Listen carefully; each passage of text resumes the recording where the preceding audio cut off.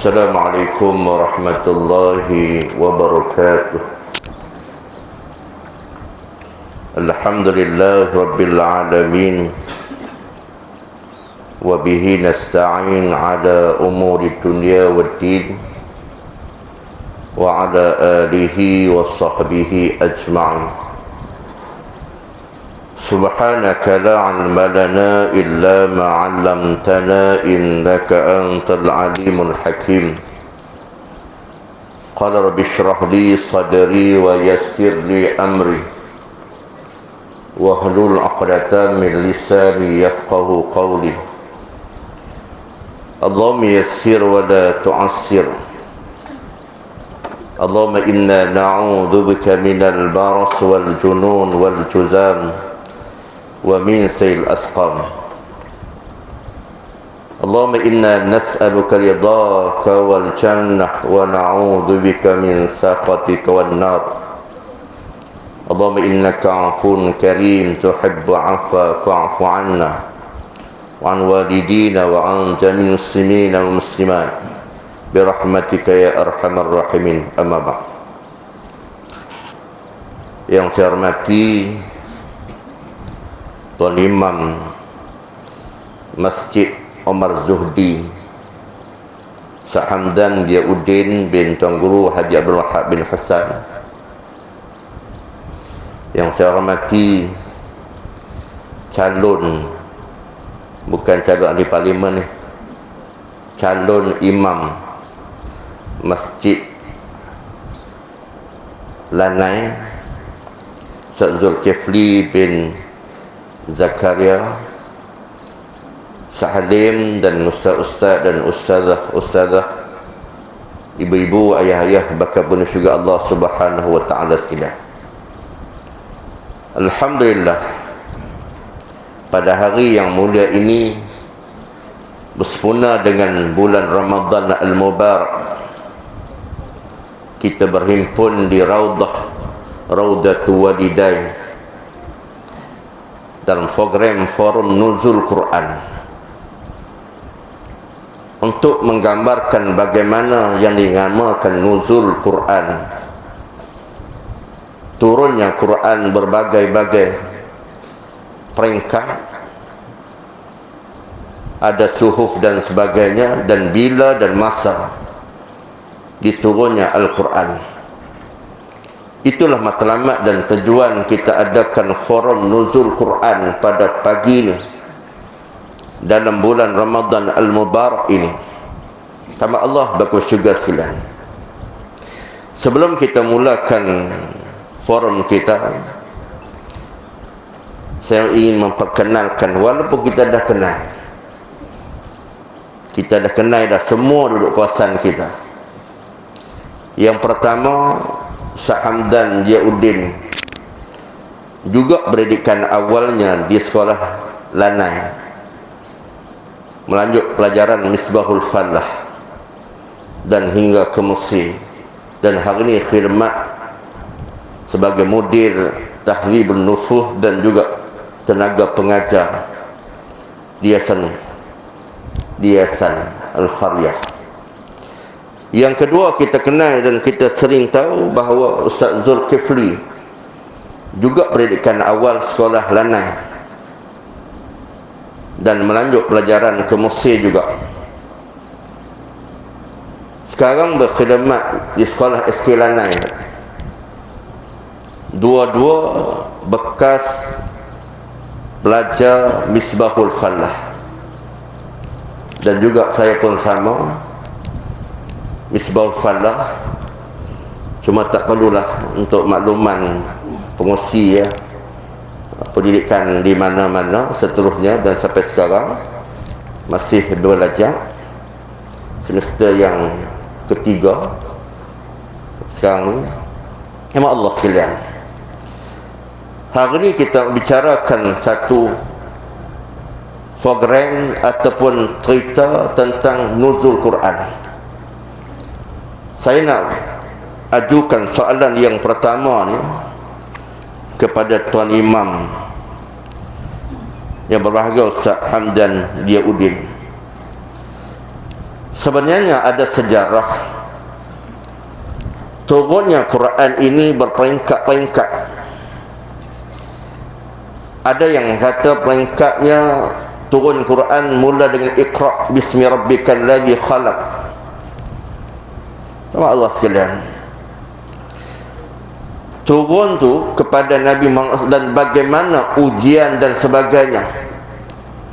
Yang kita nak tahu pada pagi ini sama Allah sekalian, berapakah peringkat turunnya Quran kepada Nabi Muhammad SAW ke dunia ni? Hari ni kita nak tahu berapa peringkat,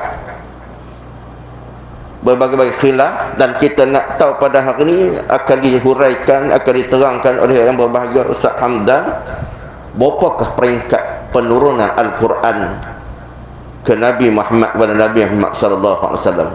Yang ini disilakan.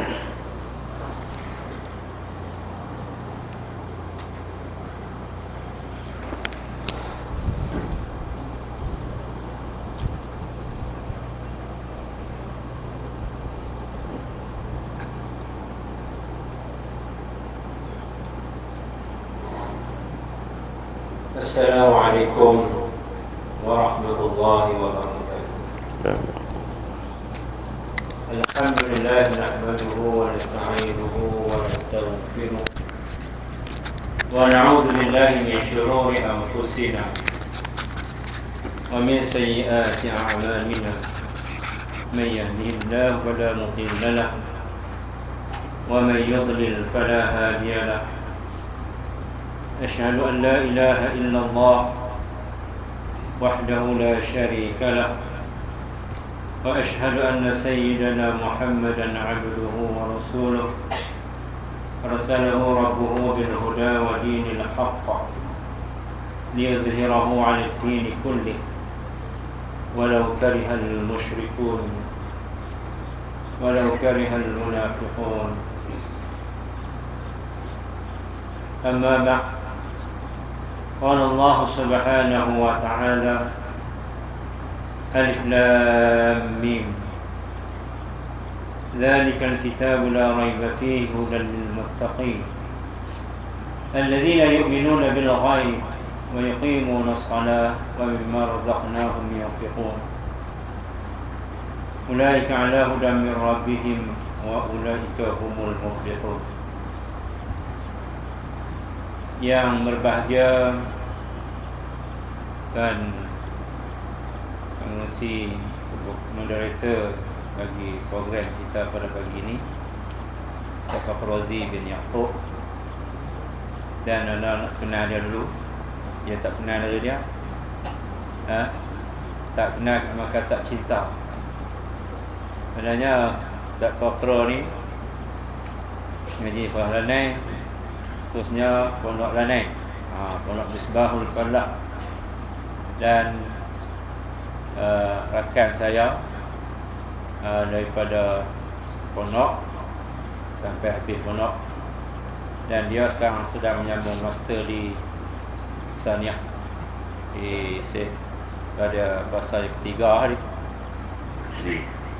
ni PhD ya, master lah PhD. Maknanya anak yang paling rendah kali ya, Ustaz Zul habis master, anak tak nak habis mengaji ke, tapi tak nak habis. Alhamdulillah, kalau rasa-rasanya masa master tu anak yang pertama kali dengan Dr. Akli ambil master dengan dia, tapi anak tak habis, dia habis. Muslimin dan muslimat yang dirahmati Allah Subhanahu wa taala, tak ketinggalan kepada sahabat saya Ustaz Zul yang bakal naik pangkat, nak naik pangkat lah jadi imam di Kampung Lanai, Masjid Kampung Lanai Intan Syafinas. Dan tak ketinggalan kepada semua jawatankuasa Raudhatul Walidain, semua muslimin dan muslimat yang dirahmati Allah sekalian. Alhamdulillah, pada pagi ini, walaupun pada pagi ini adalah Rasa agak ngantuk lah. Okay. Daripada pukul 4 malam. Lepas tu pagi tadi pun dia pada sambung dengan kuliah berbau habis adanya teruk dengan sini ya. Ada kematian pula Pak Mutua Pak Tur Rahman. Ingat soalan tadi payah juga tu nak jawab. Nak jawab soalan yang ditanya tu agak berat. Kalau kita buka dalam kitab Ulumul Quran, ataupun Ulumul Tafsir, dia menghuraikan satu persatu mengenai sejarah penurunan Al-Quran. Kalau kita buka kitab Al-Itqan di Imam As-Suyuti rahimahullah ta'ala, mana kitab Al-Itqan bagi Imam Suyuti ini, dia ada 4 jilid. Nah, jilid yang pertama dia menerangkan mengenai sejarah penurunan Al-Quran, yang mana seperti mana Allah Ta'ala firman, inna nahnu nazzalna dzikra wa inna lahu lahafizun.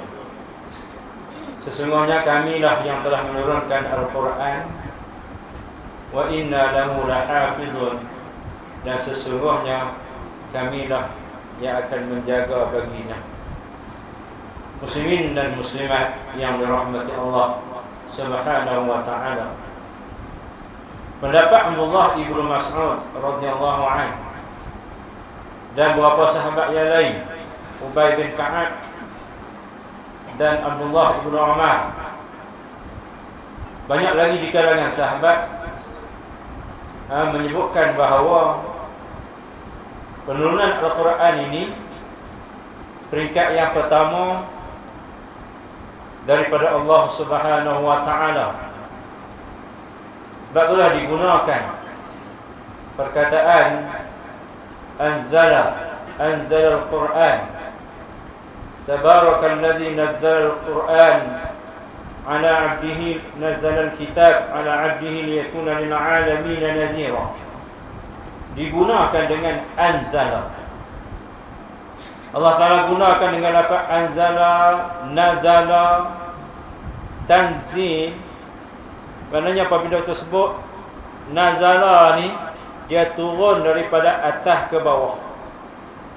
Daripada atas ke bawah, bukan ke bawah ke atas. Kalau kita motong pun getah, kita toreh daripada Abdullah bin Abbas ni dengan doa ni. Boleh.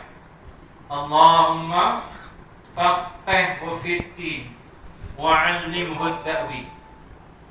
Allahumma faqihhu fid-din. Ya Allah, ya Tuhan, faqihkanlah dia dalam bidang agama dan alimkanlah dalam bidang takwil, dalam bidang tafsir. Maknanya dengan sebab makbulnya doa Nabi ini, Abdullah bin Abbas, dia jadi seorang sahabat yang hebat dalam bidang hadis, dalam bidang tafsir, dan dalam bidang fiqh. Begitu juga dengan pendapat Sayyidatina Hafsah, pendapat Sayyidina Aisyah radhiyallahu anha mengenai penurunan wahyu ni, dia ada beberapa peringkat. Peringkat yang pertama, Nabi SAW menerima wahyu. Nabi terima melalui ilqa'ullahu fil qalbi. Maknanya Allah Ta'ala lontarkan ke dalam hati Nabi. Sama ada fil manami aw yaqadha, sama ada dalam masa tidur ataupun dalam masa jaga. Ilqa, lontarkan dalam hati Nabi. Nabi rasa, dapat rasa bahawa wahyu diturunkan. diturunkan pada dia. Tak tu Nabi rasa kita tak tu dia. Nabi saja yang rasa. Kita boleh dapat agak mimpi, tapi mimpi apa? Mimpi macam-macam. Kena hamak rimau, kena hamak dengan kuda. Kadang-kadang tu mimpi nak makan pagi pun, dia mimpi nak makan apa? Makan nasi kerabu. Dia sampai ke mimpi pasal apa? Hati kita bukan bersih. Hati kita tak bersih, yang menyebabkan kita mimpi macam-macam. Nabi SAW bermimpi dengan mimpi ar-ru'ya salihah fil manam. Maknanya diberikan mimpi yang baik dalam masa Nabi tidur. Nak mimpi yang baik ni kena mimpi kita buat persiapan. Baca surah Al-Mulk. Masa nak tidur tu, kalau kita tak boleh nak baca apa, buka headset tu dengar. Ni duduk dengar lagu apa? Lagu rock. Tukar masa tidur goyang kaki. Mimpi pun mimpi lagu rock. Pasal apa? Kita tak baca doa apa, pakai tidur gitu ya. Maknanya ar-ru'ya salihah fil manam ini, dia mesti kalau kita dalam kehidupan kita kena buat amalan yang ditetapkan oleh para ulama. Baca doa tidur, ambil wudu, lepas tu baca surah Al-Mulk, baca qul a'udzu birabbin 30 tu, baca ayat kursi. Panjang sangat ustaz, ni nak tidur dah. Balik kurang pun baca doa nak tidur, baru dapat mimpi yang baik. Ni mimpi kena hamak dengan babi. Betul tak? Ada orang mimpi kena hamak dengan babi. Bangun terletih. Pasal apa? Orang tanya, bini tanya pasal apa? Mimpi kena hamak dengan babi. Kadang-kadang tu mimpi kena hamak dengan pencuri. Letih. Tak pedang di bawah mata. Akid pedang nak kaki pencuri. Muncul tak kaki bini pula. Pasal apa jadinya tu? Kerana kita tak buat persediaan untuk itu. Muslimin dan muslimat yang dirahmati Allah Subhanahu wa ta'ala. Itu yang pertama. Langkah yang pertama yang diturunkan kepada Nabi ini dalam bentuk ar-ru'ya salihah fil manam. Yang kedua, ilqa'ullah fil qalbi. Silahkan dibuat sekali. Ilqa'ullah fil qalbi, maknanya Allah Ta'ala campakkan ke dalam hati Nabi melalui Sayyidina Jibril alaihi salam, dilontarkan ke dalam hati Nabi ayat-ayat. Adalah kalau kita baca ayat firash, dalam tafsir itu dia sebut ayat firash, maknanya ayat yang Nabi dapat melalui mimpi, melalui dilontarkan ke dalam hati. Banyaklah jenis-jenis ayat pula nak mengaji dalam ulum Quran.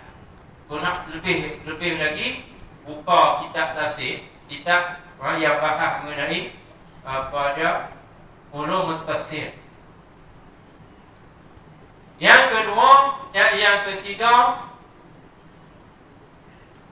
melalui Sayyidina Jibril berupa jadi seorang lelaki. Dia jadi seorang lelaki yang bernama Dahiyatul Qalbi. Seorang lelaki yang paling tampan di zaman. Seorang lelaki Kristian yang tampan. Kalau ingat dia Kristian tapi dia maksudnya berupa dengan lelaki itu yang tampan, pergi jumpa Nabi dan sampaikan wahyu ayat-ayatnya. Dia cerita pula ayat apa? Banyaklah ayat. Yang ketiga, yang keempat, Sayyidina Jibril dia menzahirkan dirinya dengan rupa bentuk asal. Dalam bentuk asli dia, rupa bentuk asli dia tu, kau nak kira rupa bentuk Sayyidina Jibril ni, sebelah sayapnya menyamai 7 langit dan 7 bumi lah. Kalau kata dituangkan air di sebelah sayapnya saja, air seluruh dunia ni, satu titik pun tak akan jatuh titik tu. Tu dia nak kata besar sama mana. Sebab itulah pada ketika Nabi terima wahyu yang pertama, apabila Nabi SAW tengok Sayyidina Jibril ni, dia berupa dengan bentuknya yang asli. Nabi dia, langkah yang pertama tu Nabi tengok tu masa macam nak pesan. Nabi berpeluh kerana Nabi tak pernah tengok rupa asli dia.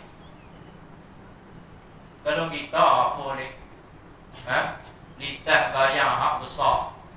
Ingat zaman duduk ngaji pondok ni Ustaz Zawi Ibrahim, Ustaz Jabah ni kan, Ustaz Zawi Ibrahim ni, dia masa duduk di pondok, dia ni orang nakal. Dia gerak subuh tu, ni dia cerita lagi, gerak subuh, pagi gerak, lepas tu dia pergi balik duduk pondok, dia tak naik bayang. Dia kata, tapi bayang tak ada bayang subuh tu, tapi dia tak naik bayang jemaah. Satu ketika dia ni tak mau pergi ustaz gerak dia kata bukan nak buat ni hak realiti dia cerita dalam ceramah. Dia kata dia pakat dengan kawan dia buat hatu galah. Buat hatu galah tinggi. Ada ustaz pesan. Pasal apa? Tengok hatu galah. Sebenarnya tengok sawi. Ya, kita jumpa dengan hatu pun kita takut dah. Tak bisa duduk tengok pun dalam TV je. Tengok dalam TV je. Tapi Sayyidina Rasulullah SAW apabila melihat satu makhluk yang besar, yang mana kali pertama dia melihat rupa bentuk malaikat di dalam bentuk asli, Nabi berdebar-debar. Dan Sayyidatina Aisyah menceritakan mengenai awwalu ma budi'a minal wahyi, awal-awal yang dimulakan daripada wahyu Allah, awal-awal yang diterima wahyu daripada Allah Subhanahu wa taala. Sayyidatina Aisyah melihat Rasulullah sallallahu alaihi wasallam balik dalam keadaan terketar-ketar. Nabi balik dalam keadaan terketar-ketar, berpeluh dari dia. Ni peranan isteri ni. Apabila suami balik, tengok keadaan suami dalam keadaan sedih, kena bujuklah. Ni balik-balik, suami balik perang. Tobatlah hum, dia akan marah. Sahih dia marah. Kenapa? Dia tengah letih, balik bekerja. Lepas tu nak pergi cerita masalah, repek pula tu, tak ada beda apa. Berkeli sakam pula. Sayyidina Rasulullah SAW balik daripada Ghari Hira. Balik daripada Ghari Hira, daripada Gua Hira. Panas dah puas. Tadi masa sejuk. Balik daripada Ghari Hira ni, Gua Hira ni, dalam keadaan terketar-ketar, berpeluh kerana terkejut dengan penampilan Sayyidina Jibril kali yang pertama. Balik-balik tu, apa yang dilakukan, apa yang dikatakan oleh Rasulullah kepada Sayyidatina Aisyah, ya Aisyah, zammiluni.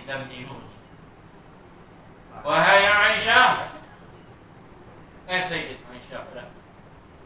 Sayyidatina Khadijah, tidak betul kan balik. Sayyidatina Khadijah, ya balik, kata kat isterinya, selimutkanlah aku, selimutkanlah aku. Ni, nak ambil pengajaran daripada ni. Tolong selimut suami tu. Tidak, tak mau. Letak pergi ke dia lah. Buka pintu pada harap lelaki upah tinggi. Sayyidatina Khadijah radhiyallahu anha, apabila Rasulullah balik, sambut Rasulullah tu. Nabi kata, zammiluni, zammiluni. Selimutkanlah aku, selimutkanlah aku. Fazammiluhu. Maka Sayyidatina Khadijah selimutkan dia. Maka dia beri tenang, kamu ni seorang yang baik, seorang yang penyatu masyarakat, seorang yang amanah. Dia ceritalah kelebihan-kelebihan Nabi Muhammad, cerita kelebihan suaminya, pujuk suaminya supaya jadi tenang, supaya jadi tenang. Ini keadaan yang diceritakan oleh Sayyidatina Aisyah. Dia riwayat hadis tu. Aisyah ni dia riwayat hadis mengenai peristiwa awwalu ma budi'a minal wahyi. Maknanya apabila Rasulullah SAW dalam keadaan tenang, barulah pada Sayyidatina Khadijah minta supaya diceritakan peristiwa yang berlaku. Ini beri pengajaran kepada kita. Beri suami tu tenang dulu, letak atas riba. Ni pun suami nak duduk atas riba, riba ekar lah. Betul tak? Jangan buat macam tu. Dia kena ada bermanja-manja ni, baru nak timbul masa mahabbah, kasih sayang di antara suami isteri. Ni, ustaz betul dia buat. Dia kata, ini ustaz betul dia buat. Kenapa buat? Kuklah siapa-siapa bini masa malas nak layan suami tu, kena ubah dengan sebab penurunan Al-Quran ini. Buat ni. Tak ada masalah. Bau sikit tu tak ada. Tak ada masalah ni. Lagi kita sambung balik. Tak betul nak tambah lagi tu, InsyaAllah. Nasalah balik kepada moderator untuk agenda seterusnya. Alhamdulillah muslimin dan muslimat, hadirin dan hadirat yang Allah Subhanahu wa taala sekalian. Demikianlah pelengkap penurunan Al-Quran yang telah dikupas oleh yang berbahagia Ustaz Hamdan Yahudin tadi. Sehingga dengan Allah sekalian, Nabi berulang kali 6 bulan nak terima Iqra' bismi rabbikal ladzi khalaq. 6 bulan berulang kali. Saya pernah naik Gua Hira, Ustaz Hamdan, 20 kali berhenti. Naik Gua Hira 20 kali berhenti. Allah sekalian, bayangkan masa naik sekarang ni ada tangga. Tidak tangga, tu pun 20 kali. Bayangkan Nabi Muhammad SAW berulang kali 6 bulan dalam sejarah untuk terima Iqra' bismi rabbikal ladzi khalaq. Seperti mana yang telah kita dengar penerangan yang telah diberikan oleh yang berbahagia Ustaz Hamdan tadi. Sama Allah sekalian, sebelum saya masuk soalan yang kedua pada yang berbahagia Ustaz Zulkifli, calon imam Masjid Lanai, insyaAllah. Saya nak cerita ni yang berlaku kemarin. Saya kuliah muslimat di Teluk Wang. Ini pengajaran orang untuk main ngaji. Saya sampai dengan sahabat saya Safari. Sebelum kita masuk soalan terusnya, bila sana macam sini pasang Quran dulu. Bila start sampai, saya keluar pada kereta. Sahabat saya dia tutup radio, tutup kaset CD Quran. Dia dah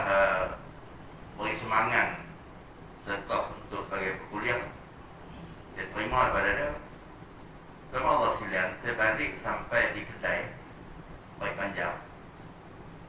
Sahabat saya Abang Ma'e telefon dalam keadaan menangis, risau-risau orang tua menangis. Menangis buat apa? Dia kata apa, Ustaz, abang ni yang duduk ngaji Ustaz dan bagi duit kali pertama dan kali terakhir tadi ni.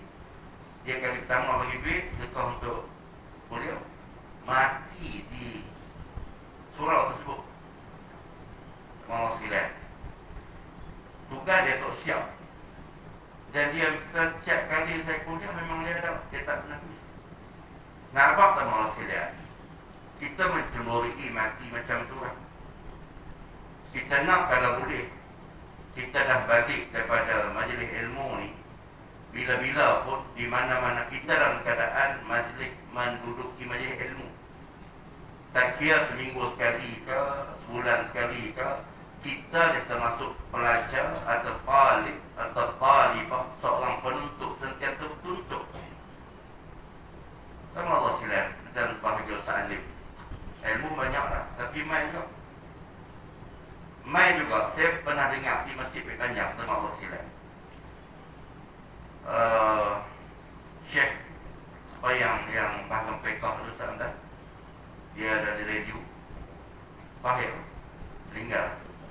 Amit Tahir. Saya pernah dengar di Masjid Baik Panjang dia kata apa? Kita hati majlis ilmu ni kadang-kadang yang sampai itu kita nampak macam tak ada ilmu. Tapi kadang-kadang apa yang disampaikan itu dia dapat pada tubuh dia, kita tak tahu. Sebab tu ilmu Allah ni luas. Kadang-kadang kita rasa tak apa, ustaz tu kata orang mana pun, ngaji kata orang mana pun, sama Allah silat, guru biasa je. Tapi kadang yang dia dapat tu daripada tubuh dia bawa mai kita dapat. Nak cerita kata apa sama Allah silat? Hari ni kita majlis ilmu ni, majlis ilmu tentang nuzul Quran. Kita hati hari ni macam kemarin tadi, dia sentiasa hati tiba-tiba mati dalam surau. Jemaah saya balik awal sikit ada program. Kalau sempat bayangkan orang yang sentiasa duduk majlis ilmu, sentiasa mengaji, sentiasa duduk beribadah, tak tinggal Ramadan ni, sentiasa duduk fikir macam mana ni nak hasilkan di rumah Allah ni. Sama Allah sekalian, itu nak cetus sikit supaya sama Allah sekalian yang ada pada hari ni dia rasa nak mengaji. Kata ulama, orang yang tak rasa nak mengaji, tak rasa nak ibadah, orang tu termasuk Allah Ta'ala benci pada dia. Kalian ingat tu? Orang yang tak rasa nak mengaji, tak rasa nak untuk ilmu, tak rasa nak beribadah, tak mai rasa tu, dia tu Allah Ta'ala benci pada dia. Orang yang rasa ni Allah Ta'ala sayang. Tu dia waktu mana bulan Ramadan tu rasa nak mai. Bukan tak pernah dengar nuzul Quran, pernah dengar saja. Sama Allah sekalian. Baik itu terusan yang saya nak bagi tentang motivasi. InsyaAllah kita beralih pada soalan yang kedua pada yang berbahagia. Ustaz Zulkifli calon imam dan insyaAllah memang akan jadi imam. Imam dah solat waktu. Cuma yang dikhususkan untuk imam Qaryah tu insyaAllah tak lama lagi insyaAllah kita doakan. Sama Allah sekalian. Kita nak berbalik kepada soalan yang kedua tentang Quran juga. Mengapakah Al-Quran itu diturunkan? Mungkin ada sebab kot Allah Ta'ala turun Quran sampai 6 bulan berulang ni Nabi nak turun Iqra' bismi rabbikal ladzi khalaq. Kenapa turun Quran ni, sebab apa? Mungkin ada sebab. Mungkin kita nak tahu sebab-sebab. Minta yang berbahagia Ustaz Zul untuk menjawab. Silakan. Assalamualaikum warahmatullahi wabarakatuh. Alhamdulillahi rabbil alamin. Wabihi nasta'in. Salatu wassalamu ala asyrafil anbiya'i wal mursalin wa ala alihi wa sahbihi ajma'in.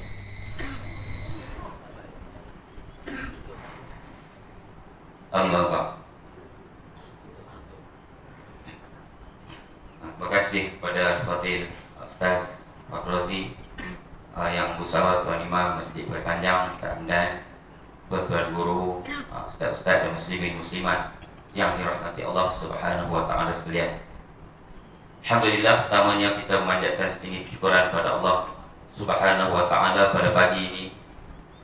Allah Subhanahu wa taala menentukan, mengizinkan kita untuk berada di Raudhatul Walidan dan berada di dalam Raudhatul Jannah. Sebenarnya majlis ilmu ni adalah satu taman daripada taman syurga. Atas dunia ada dua je taman syurga.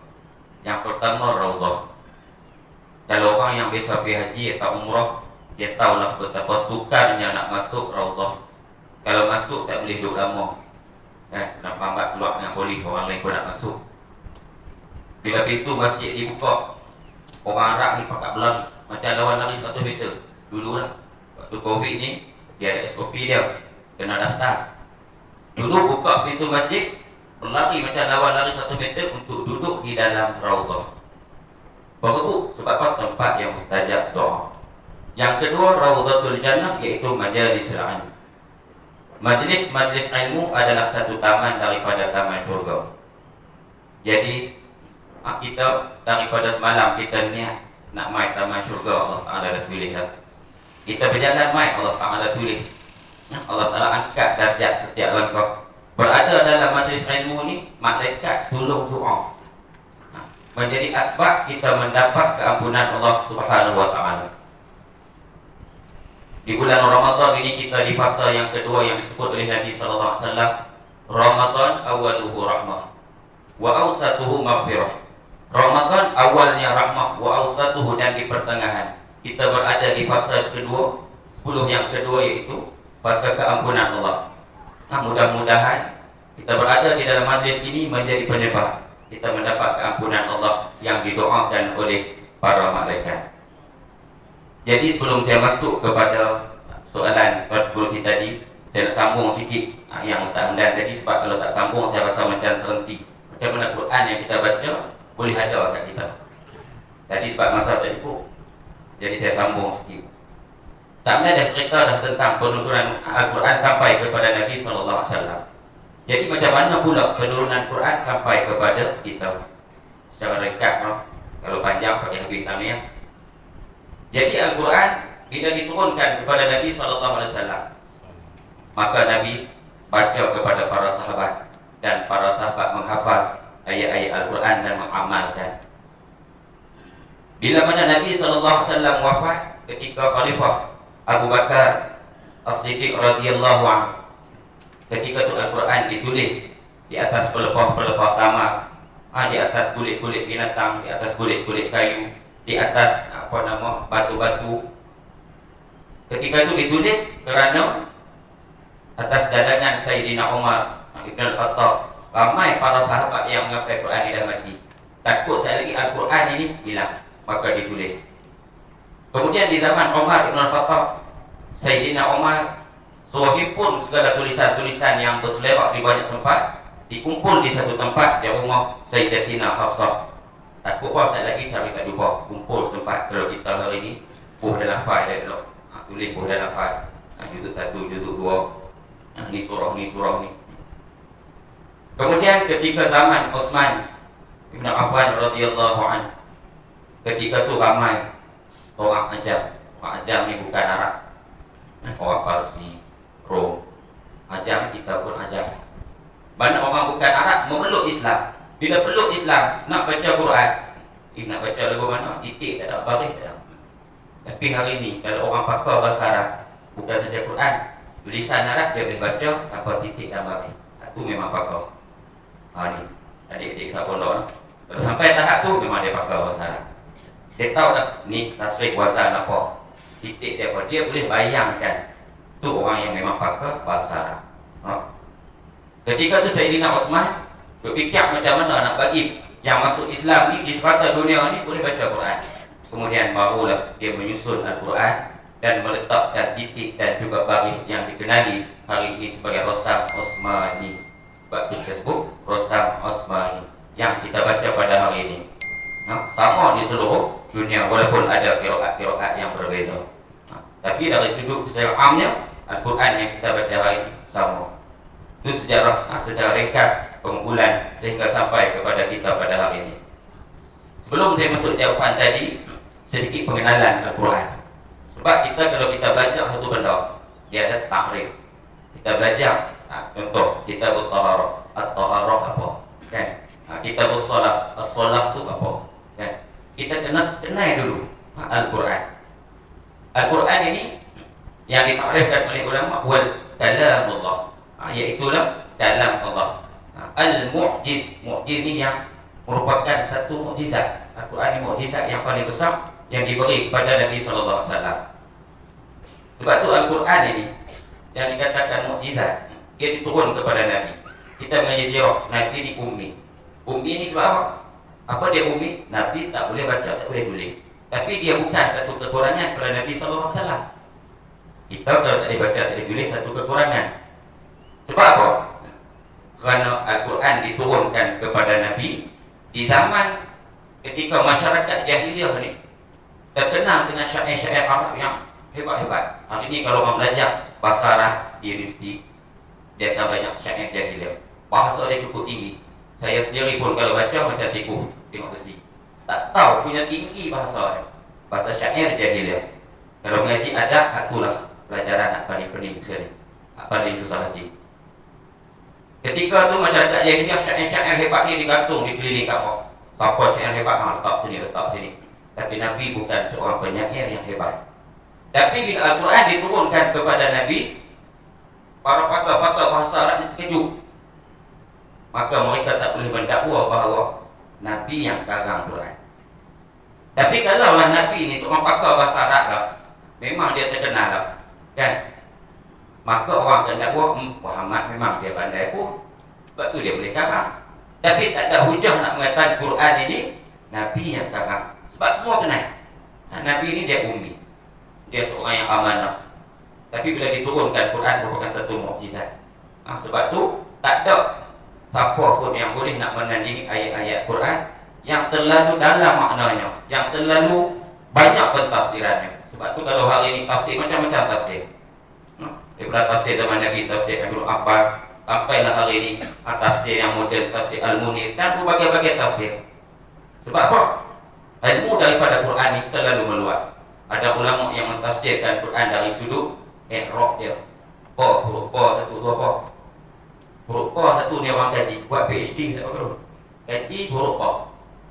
Harful jar fil Quran. Buat PhD. Maknanya panjang huraiannya. 3-4 tahun dia kaji huruf pa je dari Quran. Nampak kata tafsiran dia terlalu luas. Ada orang kaji dari sudut balaghah. Dia ambil kaji apa? Inna saja, huruf taukid. Ada. Banyak kita ada. Ada yang kaji dari sudut fiqh. Dia tafsir. Mana pentafsiran Al-Quran ini yang sampai kepada kita pada hari. Maka dia merupakan satu mukjizat Al-Munazzal ila Muhammad sallallahu alaihi wasallam yang diturunkan kepada Nabi biwasitati Jibril, dengan perantaraan malaikat Jibril. Wa huwal manqul bitawatur, sampai kepada kita hari secara mutawatir. Maksud mutawatir ni apa? Mustahil. Tak ada siapa pun yang boleh nak ubah suai Al-Quran. Lagipun Al-Quran dijamin oleh Allah Ta'ala ni akan dijaga. Firman Allah Ta'ala, inna nahnu nazzalna dzikra wa inna lahu lahafizun. Sesungguhnya kami, kata Allah, kami yang akan jaga Quran dan kami yang akan turunkan dan kami yang akan jaga. Ayat ni pun kalau orang kaji, inna satu taukid, nahnu taukid lagi, nazalna taukid lagi, 3 kali. Makna kalau 3 kali ada ayat taukid ni menunjukkan sungguh-sungguh Allah Ta'ala jaga. Tak ada siapa boleh ubah, walaupun satu huruf, walaupun satu baris. Tak ada. Allah Ta'ala jaga dalam hati para hufaz Quran. Akan ada orang yang menghafal Quran sampai hari kiamat, akan ada. Sebab tu generasi menghafal Quran ni yang Allah Ta'ala angkat darjat. Tak semua orang boleh hafal Quran. Saya tak angkat bisa ngajak Mak Hafiz, kita tahu. Ada yang dulu menghafal 4 tahun 3 juzuk. Ada yang Allah Ta'ala bagi setahun lebih 30 juzuk. Maknanya Allah Ta'ala pilih tak semua orang boleh hafal Al-Quran. Sebab tu orang hafal Quran ni dia boleh bagi syafaat pada hari akhirat esok. Jadi Al-Quran ini diturunkan secara, dibawa sampai kepada kita secara mutawatir. Al-maktub fil mushaf, yang ditulis dalam mushaf dan lembaran-lembaran, macam mana ada pada kita pada hari ini. Al-muta'abbad bi tilawati, baca menjadi ibadah.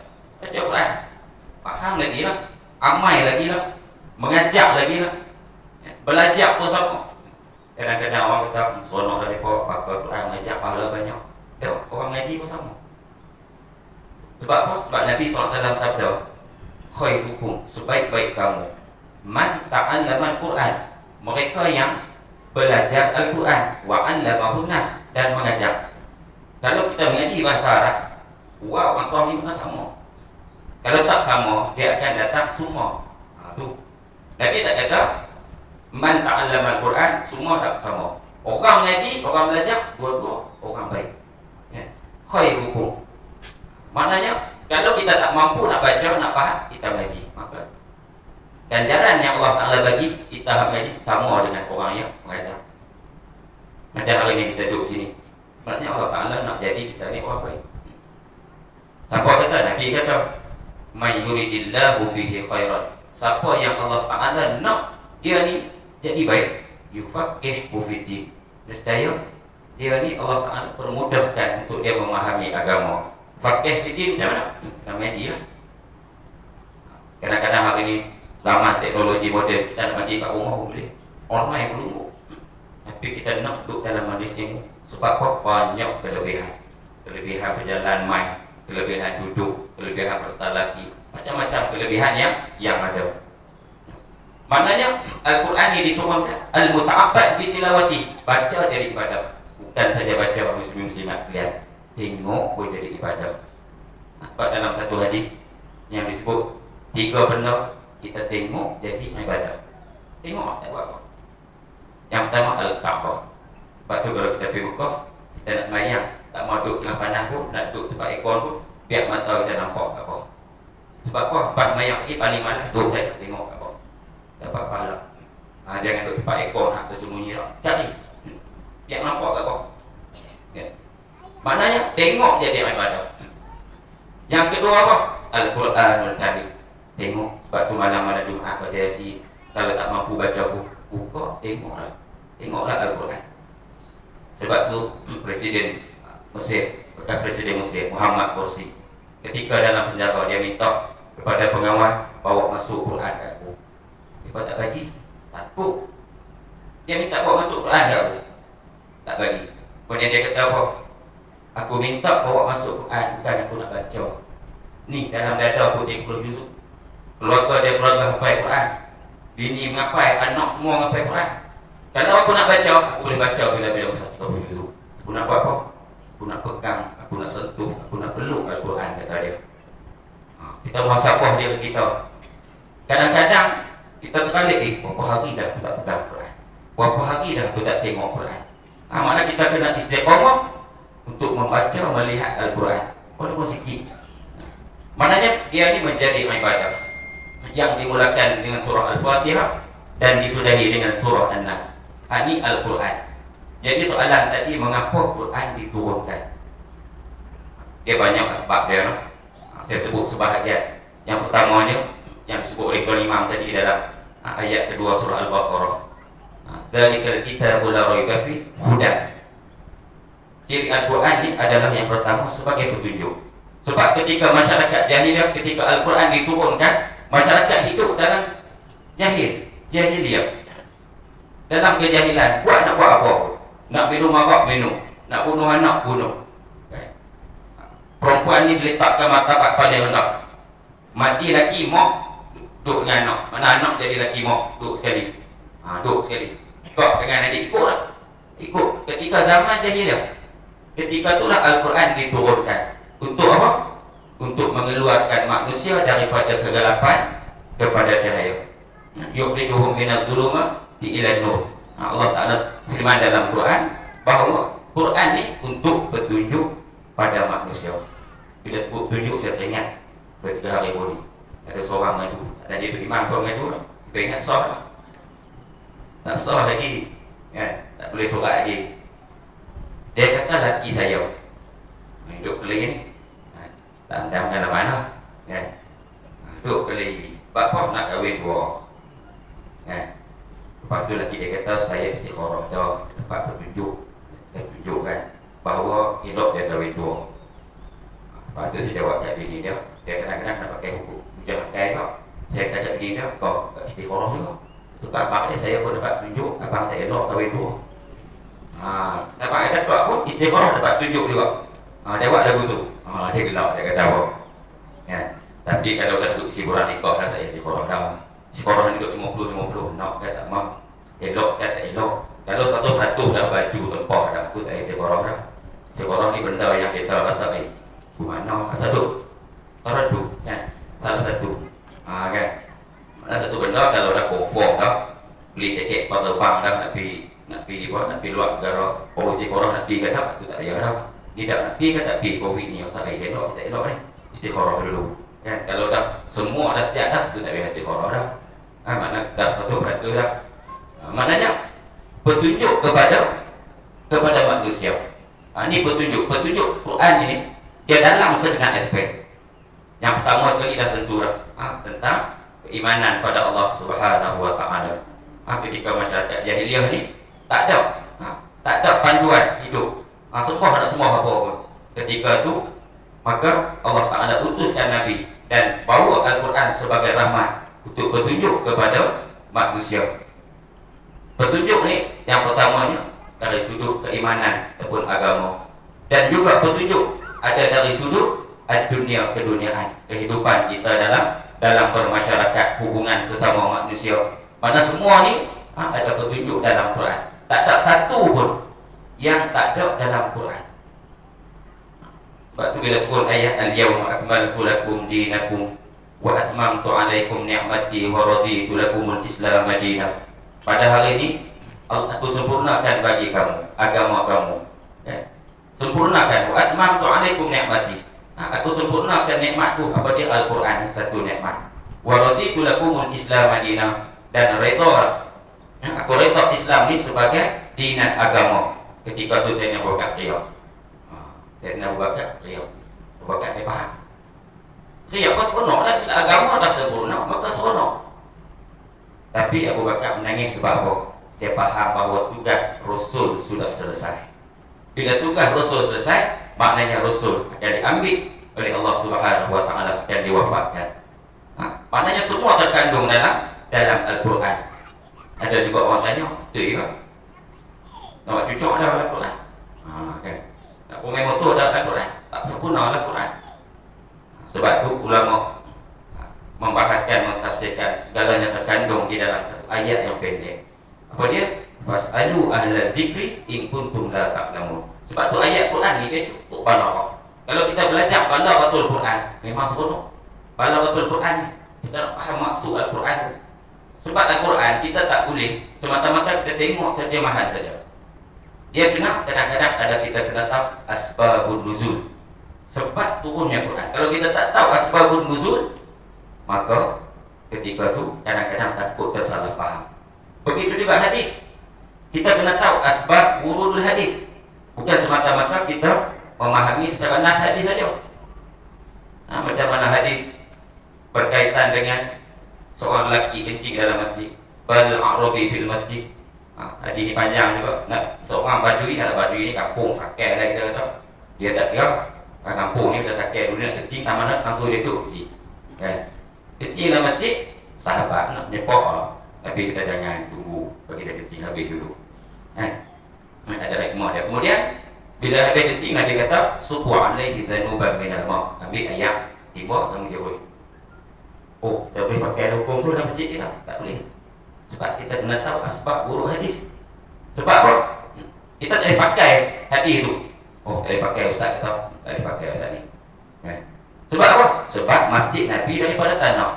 Kita ada tai, ada kapek, maka tak boleh. Kalau masjid kita tanah macam di luar, maka boleh. Itu kita kena tahu. Itu juga ayat Quran, asbab dan nuzul.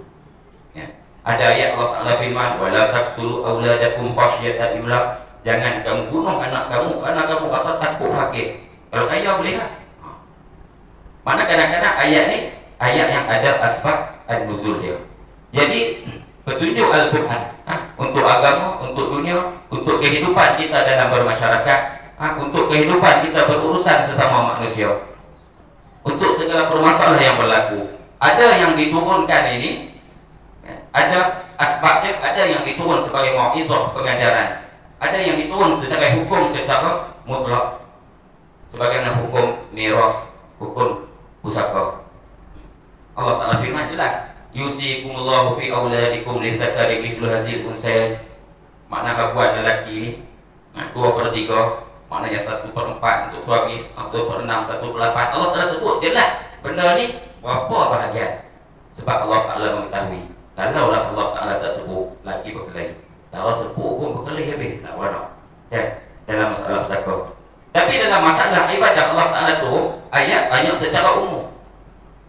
Ayat yang umum. Kutiba alaikumus syiyam, difardukan puasa. Wa aqimus shalah. Ini ayat-ayat suruh dan ayat-ayat larang. Antaranya, dirikanlah sembahyang. Allah Ta'ala dirikanlah sembahyang. Tapi oleh kerana sembahyang ni hubungan dengan Allah Ta'ala. Dan Allah Ta'ala cerita secara umum yang ditafsirkan oleh Nabi. Bila Nabi sembahyang, Nabi kata apa? Sallu kama ra'aitumuni usalli. Kamu sembahyanglah macam mana kamu tengok aku sembahyang. Sebab tu ada khilaf dalam masalah sembahyang. Dalam masalah ambil yang sembahyang pun ada khilaf. Ya ayyuhallazina amanu idza qumtum ila shalah faghsilu wujuhakum wa aydiyakum ila al-marafiq wamsahu bi ru'usikum. Sapulah bi ru'usikum. Saya sebut awal tadi. Ba satu ni. Ada khilaf mazhab ni. Ba ni makna setengah kan, sikit kan, semua kan. Basuhlah dengan ba. Yang kata huruf ba tadi ni. Kalau Piramli, dia tanya tamana hebatnya hantu. Apa ingat? Peminat ke Pak Piramli. Tamana. Tamana tengok. Tapi ya. Itu huruf tu juga tukar jadi pi, jadi apa? Menjadi hang buah. Kan? Makna satu huruf dalam bahasa Arab dia membawa makna cukup meluas. Huruf waw satu huruf membawa makna, huruf fa membawa makna. Betapa balaghahnya Al-Quran, betapa dalamnya maksud Al-Quran. Baik, antaranya juga saya sebut satu lagi. Ini banyak, tapi sudah satu lagi. Boleh. Satu lagi, penurunan Al-Quran ini lil waqa'i wal hawadis, kerana isu yang berlaku ketika itu. Ketika itu ada perkara berlaku yang Nabi tak ada jawapan. Sebab tu kalau kita baca Quran, kita akan perasan ayat-ayat yang bermula dengan yas'alunaka 'anil ahillah, yas'alunaka 'anil khamri wal maisir, yas'alunaka madza yunfiqun. Bermula dengan yas'alunaka, mereka bertanya kamu wahai Rasulullah. Antaranya ketika zaman jahiliyah ni, orang jahiliyah ni suka minum. Masuk Islam orang tu sahabat pun minum ni. Sebab apa? Ayat apa tak turun lagi, ayat pengharaman apa. Kemudian dia bawa abang ni nampak macam ni, tak apa nak elok ni. Maka yas'alunaka 'anil khamri wal maisir. Para sahabat ni bertanya tentang abang dan juga judi. Okay. Qul fihi ma ismun kabirun. Maka Allah Ta'ala turun ayat ni, katakan oleh Muhammad pada abang dan judi ni ismun kabirun. Makna ada apa? Satu dosa, satu perkara tidak baik yang besar. Ismun kabirun. Wa manafi'un linnas. Manfaat pun ada. Ulama mentafsirkan manfaat apa? Okey, judi kaya, judi ni sebagai perniagaan. Abang juga sebagai perniagaan. Manfaat pun ada. Tapi wa ismuhuma akbaru min naf'ihima. Tetapi keburukan dia, dosa dia adalah lebih besar daripada kebaikan. Maka sebahagian sahabat dah mula tinggal. Kemudian turunlah satu lagi ayat, kan? Ayat yang menceritakan supaya jangan sembahyang kalau lepas minum arak. Wala taqrabus salata wa antum sukara ya ayyuhallazina amanu la taqrabus salat. Wahai orang beriman, jangan kamu hampir sembahyang, jangan sembahyang. Wa antum sukara, ketika kamu mabuk. Maknanya lepas minum arak habis sembahyang. Tak boleh. Sebab apa? Ada kisah, ada sahabat baca qul ya ayyuhal kafirun a'budu ma ta'budun. Dia tak boleh la. Tak boleh satu huruf la, makna dia lari. Wahai orang kafir, asalnya aku tidak sembah apa yang kamu sembah. Bila dia tak boleh la, maksud dia jadi apa? Wahai orang kafir, aku sembah apa yang kamu sembah. Beza terus makna dia. Jadi turunlah ayat ni. Ayat ni jangan sembahyang kalau kamu mabuk. Mana lepas minum sedap bau apa sembahyang. Ketika ni pun para sahabat pun sebahagian yang dah tinggal dah. Kemudian barulah turun ayat tadarruj, peringkat yang ketiga, pengharaman arak secara mutlak. Innamal khamru, sesungguhnya arak, wal maisir, dan juga judi, wal ansab, dan tilik nasi, wal azlam, rijsun min amali syaitan fajtanibu. Perkataan fajtanibu ni fi'il amar, mana suruh tinggal. Bila fajtanibu, kalau dalam bahasa Arab kena tinggal secara mutlak. Jangan duk kata sikit-sikit boleh kot minum. Minum sikit boleh kot, tak boleh. Sebab tu dalam hadis Nabi SAW tentang awal Mirwan Nawawi, Nabi kata apa? Ma amartukum ma nahaitukum minhu fantahu. Nabi kata apa yang aku tegur fantahu, ulangan kamu tinggal, fantahu tinggal secara mutlak. Wa ma amartukum minhu fatu mastata'tum, dan apa yang aku suruh maka kamu buat sekadar kemampuan kamu. Sebab tu dalam kehidupan kita untuk apa? Suruhan Allah, larangan Allah. Kalau kita perasan, larangan Allah ni dia tak ada takhfif, tak ada keringanan. Kalau kata wajib tutup aurat, buka sikit-sikit boleh tak? Tak boleh. Kalau kata haram apa? Minum sikit-sikit boleh tak? Tak boleh. Tapi dalam melaksanakan ketaatan suruhan Allah banyak keringanan. Dalam semayang tak boleh semayang berdiri, semayang duduk. Musafir boleh jamu, berpuasa kalau darurat boleh berbuka. Tapi dalam larangan Allah tak boleh, dia kena secara mutlak. Inilah antara sebab-sebab penurunan dia banyaklah. Di segi al-wa'du wal-wa'id, maknanya ancaman-ancaman dalam Quran, buat ni masuk surga, buat ni masuk neraka, tabsyir, cerita-cerita seronok. Sebab kita ni, kita sebut iman orang awam lah ni. Awam ni masih terikat dengan dosa pahala surga neraka. Kita iman awam lah, tak tahu lah kalau di Panjaya ni ada para wali yang dia buat ni ilah ta'ala, tak nampak lah surga neraka. Buat apa kerana Allah, buat apa kerana Allah. Macam mana iman Nabi Ibrahim, suruh sembelih anak, sembelih. Tak mau tanya lah, bini dia pun iman kuat, sembelih anak, sembelih lah. Dah lah umur 80, orang dapat anak, suruh sembelih. Kalau kita lelaki nak sembelih anak, gila. Kan, gila saja. Tapi kepatuhan pada Allah. Mungkin di kalangan kita ada orang muqarrabin, dia buat kerana Allah, tak nampak lah. Puasa ni ganjaran tak nampak. Tapi kita awam biasanya masih lagi terikat dengan surga neraka. Dosa pahala yang disebut dalam Quran, yang menggalakkan kita buat dan menjauhkan kita daripada kita buat benda-benda yang haram untuk kita tinggal. Jadi saya rasa cukup sampai itu, insyaAllah sambung di persengan kedua. Assalamualaikum warahmatullahi wabarakatuh. Alhamdulillah, yang berbahagia Ustaz Zul, penjelasan yang begitu panjang lebar tentang sebab turun Al-Quran ke atas muka bumi supaya kita hudan linnas, dan petunjuk pada manusia. Ada juga ayat Quran yang diturunkan untuk syifa wa rahmat lil mu'minin wa shifaun ma huwa shifa. Menunzil bil Quran ma huwa shifa wa rahmat. Sama Allah sekalian, itu yang timbul sama Allah sekalian, yang ketua